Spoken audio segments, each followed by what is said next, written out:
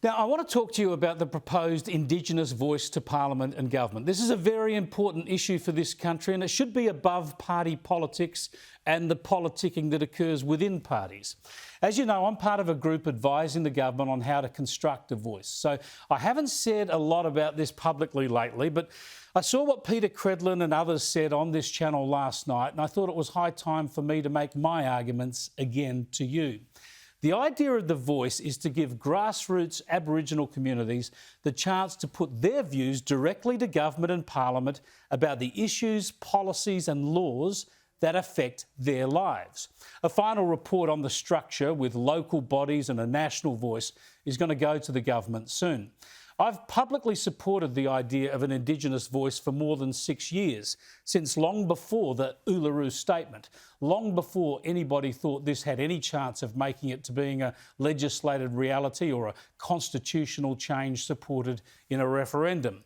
The idea came from Indigenous thinkers like Noel Pearson, working closely with constitutional conservatives. It has survived and been refined by endless discussion around the country, culminating in that meeting at Uluru and the Uluru Statement from the Heart.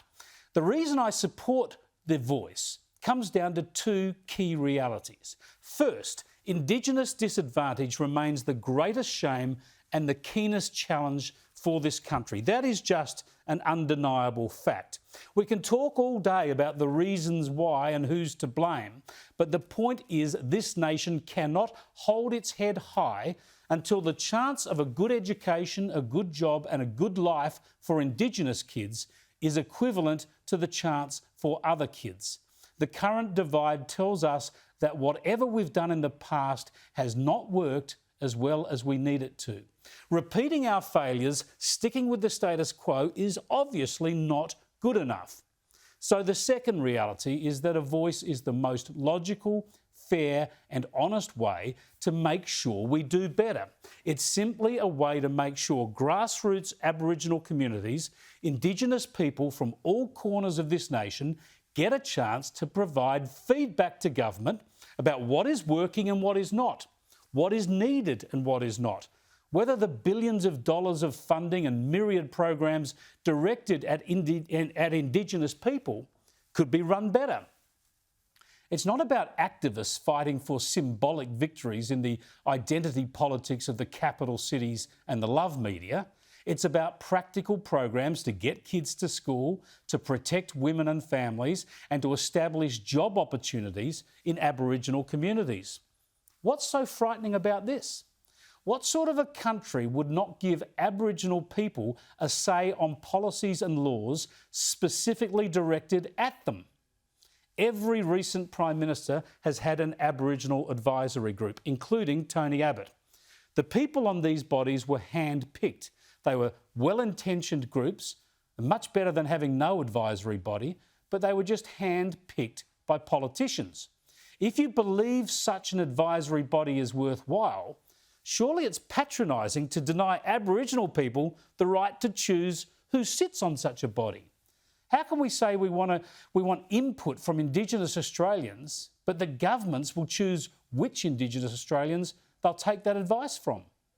That's unfair and it's contradictory. It's even anti-democratic. No, Aboriginal people must put forward their own voices. The voice would not be a third chamber of Parliament. This term, used by Abbott and Malcolm Turnbull and Barnaby Joyce, is a deliberately misleading and divisive term designed to undermine the proposal. Joyce has been big enough to admit as much and apologise for using it.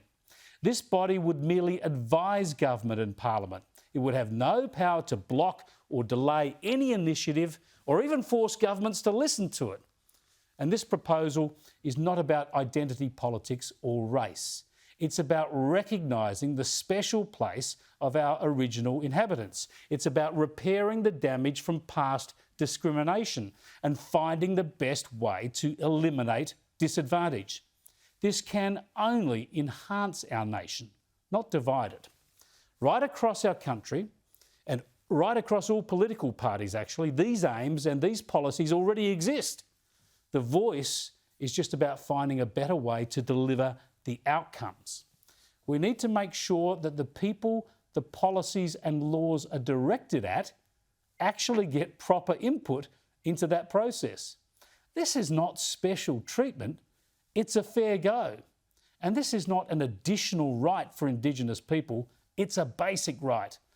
And it doesn't divide Australia, it seeks to bring us all together.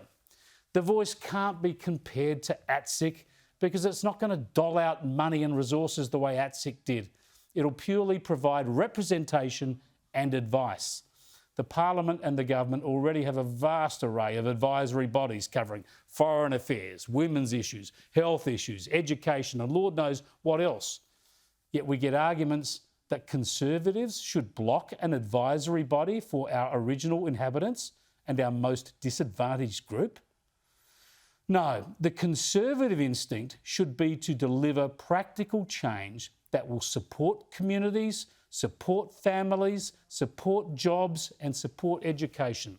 The Voice is a conservative idea aimed at redressing disadvantage with minimal change to our institutions. Ideally, in my view and that of many others, it should be mandated in the Constitution. I believe most Australians would support the Voice being mentioned or authorised in the Constitution because Australians believe in a fair go. The only reason that's not happening, the only reason it's currently planned to be put forward under legislation alone is because our politicians lack the courage, conviction and bipartisan resolve to put it to the people. Now, some of you will agree with me, many of you will not. I ask you to forget the talk of division and identity politics. Forget about the politics overall and just think about the issues. Tell me if you can come up with a better way to give Aboriginal Australians a fair go. Think about how so many Aboriginal kids born in this country today have no hope of living the lives that most non-Indigenous kids do. You can't tell me they're getting a fair go right now, and you can't tell me those kids don't deserve a voice.